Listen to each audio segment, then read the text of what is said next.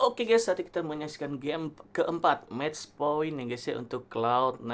Jadi situasi sangat-sangat berbahaya untuk tim BTK Mobazane guys. Langsung aja kita tonton, let's go.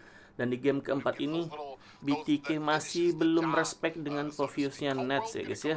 Game 1 biar sudah pakai, game 2 dia pakai lagi Provius, game ketiga dia pakai juga Provius dan menang semua guys. Game keempat pun masih tidak ada di ban Proviusnya ya. Oke, kita lihat aja ya. Kayaknya titik lemah BTK di fried chicken ya guys, kayaknya ya guys ya. Atau memang Netsnya terlalu jago ngelawan fried chicken ya guys, makanya terlihat jadi nggak jago guys, jadi terlihat lemah dia. Karena standar dari Netsnya mengerikan ya guys ya.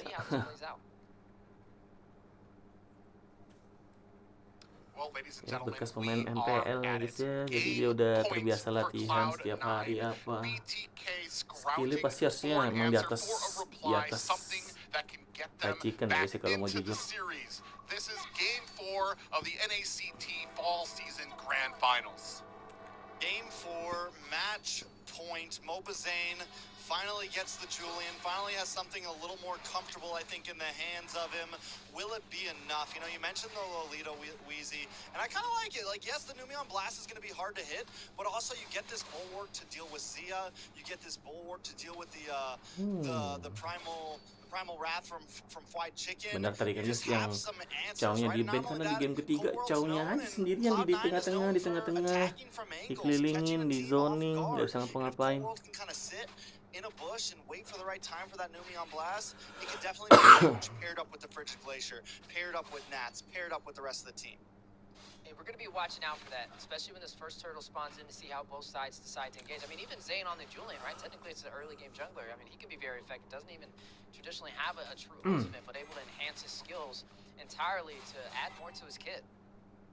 Yeah, and that kind of leads to a lot of the early game that can really benefit them. Cold actually takes a lot of damage while Mobazane inside the enemy's jungle here, trying to refuse some of that farm to the side of Cloud9. Yeah, so now at this point, Cloud9, I mean, they don't have to rush this, right? They have decent late game potential with basic. Best player's going to scale, and there goes a big fracture, already putting fear into BTK, forcing them a little bit out bay. We need to see that same type of aggression coming from BTK in the next minute or so to at least put some pressure on either off lanes, mid. Someone has to feel it. Yeah, and I mean, we need to see how Zane kind of plays his objective. You've seen some early rotations. Look at him. He's already Wah, tiga dan nungguin tuh. But Cloud9, they're grouped up, looking like they're going to look for a possible counterplay. Mati deh sisa. Ih, untung dia ada skillan mundur. And that's been the name of the game for Cloud9. They have been so great at setting up these objective fights by finding. Wah, digangguin Nolannya. Bagus sih. Boleh. So Turtle goes over to Mobazane, BTK, feeling confident, feeling comfy. They take a gold lead, which in previous games, even when they got a Turtle or it didn't translate to a huge gold lead. Normally Cloud9 did very well at kind of just outmaneuvering them on the map to make sure they stayed a little ahead in farm. So BTK with a nice advantage right now.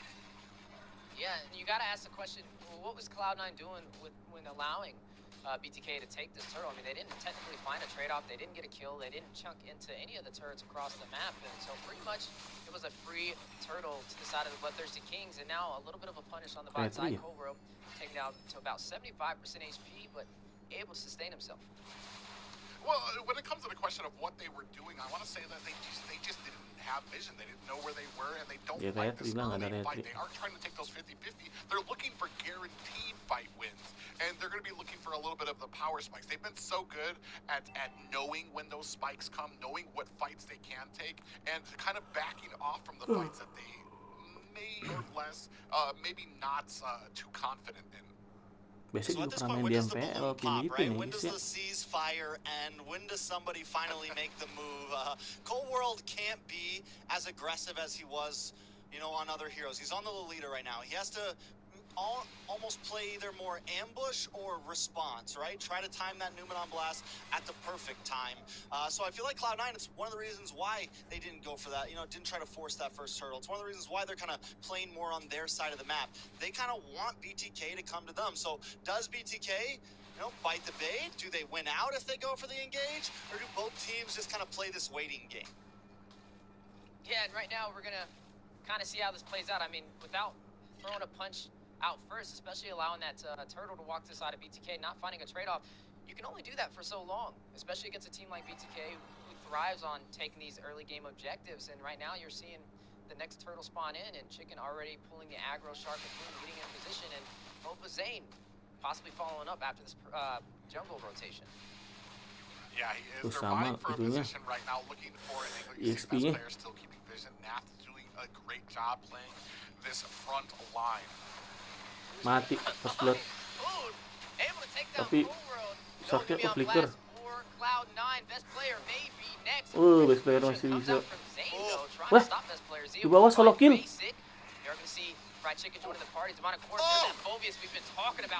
Obvious. Kan? Obvious, guys. That is going to be a 1-for-1 trade, but Mobazane does not have the retribution since he used it on best player. Yeah, that hurt right there. Just going for Nats right there, and this man is dunking and dunking. There's two of you on him, but you're not able to get the kill, and then they kill one of yours. That is breaking. Tapi bawahnya hancur. Not just that. I want to say they kind of did very well in that fight. We're able to find 2 kills there, but end up losing the objective. They have to push back because of that retribution. Not the play you want to make at an objective is on the line. Yeah, but Zia able to take the turret on the bot side, so there are some answers still working in BTK's favor, effectively finding a trade for that turtle. I mean, they have a turtle of their own, so it's not the hardest loss. I would still say BTK is still in a good position. They haven't lost a turret so far. And Mobazane does have Bloodwings in. For the first time, I think in every game, he's actually a little bit ahead in gold. Wih, hampir dikit lagi. Keep up, if not outdo best player, which is going to be important. He's going to be a big damage dealer. He needs to be able to keep up in levels to actually fight for this third turtle in first Lord. And BTK in a position now where they can kind of dance a little bit. And I really like Shark on this Ruby pick. I think it's another one of the things that is stopping Cloud9 from being so aggressive. There is this possible threat that if you engage too much and you get locked up too long, you're going down. Yeah, and we have a little bit of a flank play.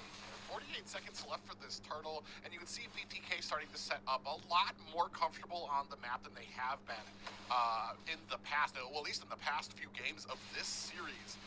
They're always kind of prominent when it comes to these objectives. Now you can see them pushing towers, so they're able to kind of get that map control.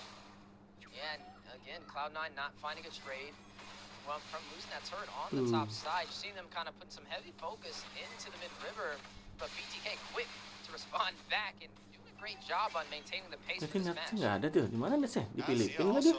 Having a very clean game right now, but he might not be having one. 1 versus 4 mati ya. Right there, best player able to find Zia Shark on the concealed play out. All right, I'm just gonna stop talking now. No players' names are coming out of my mouth. Dang you, Trex. Cost Zia. Mobazane able to go ahead, find himself that turtle, though. So they are able to kind of match it up with something, still maintaining a slight gold lead. I want to say this is the first gold lead that BTK has had this entire Mobazane series. best player tuh. A little unfortunate, though. Diambil ada buff dulu. Basic. Baywan di atas, lihat. Baywan. Is going to be able to take that tier 3 on the bot side. There goes a retro play, though, from Zane onto best player. Not going to really be able to stop him, though. And he's going to be able to defend that tier 2 turret. Mark Cutie also takes a nice chunk of damage.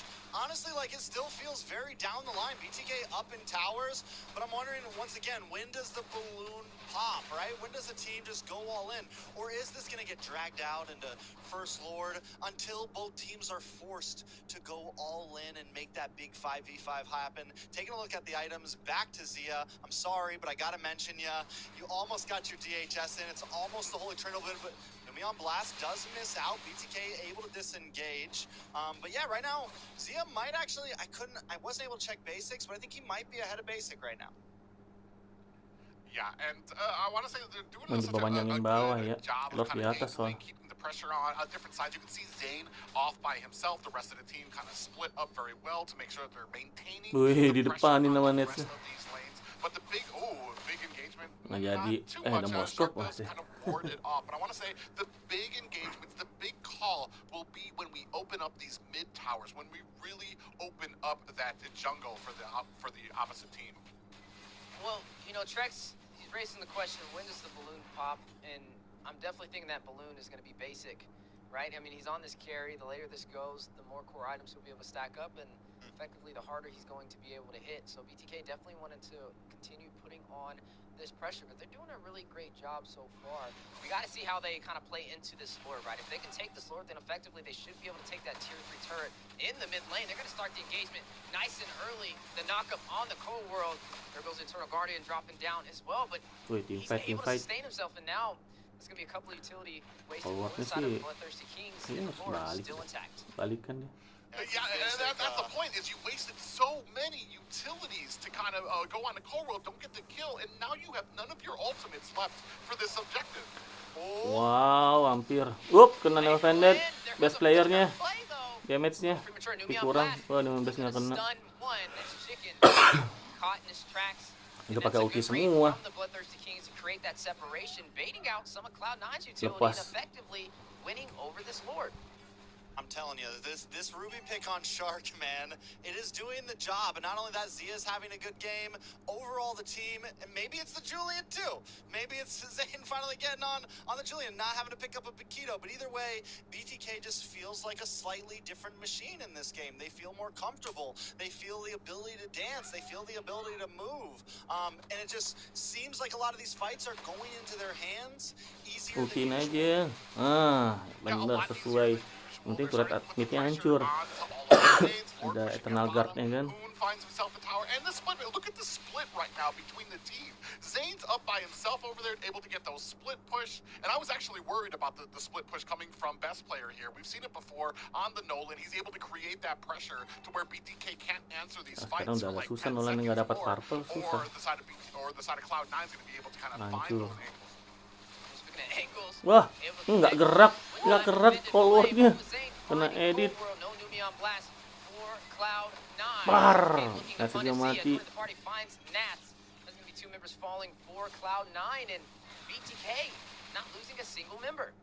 And even there, we see Nats come in, tries to use a demonic force, gets stopped by Shark just for enough time for the team to burst him down. Cloud9 has to be careful about how they take these fights. Tenaga mati lagi. Pasifnya pecah. Aurora bisa end sih. Belum, nggak, jangan maksa sih. Jen, jangan bisa dulu Jen. 15.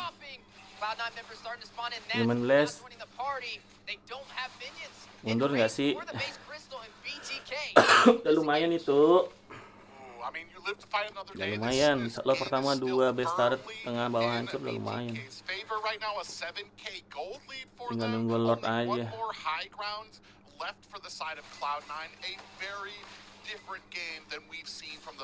Ambil di purple-nya dulu, teamfight di purple lah. Nolan nih purple lah dulu. Ayo.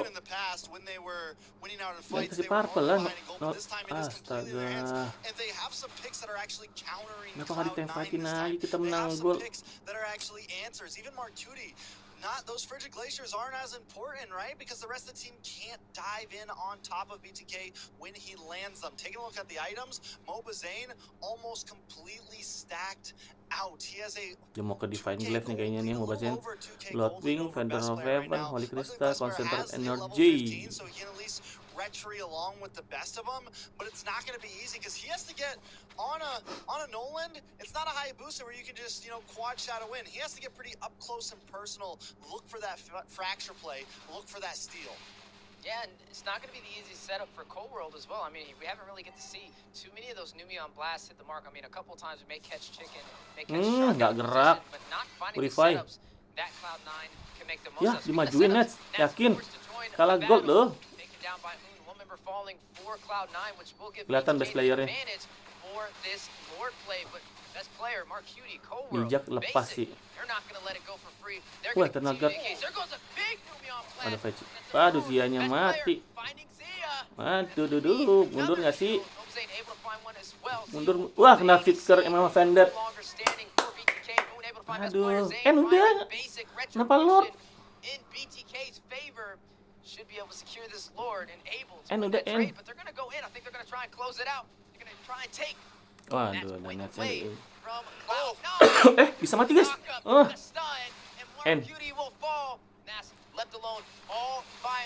Akhirnya pecah telur BTK.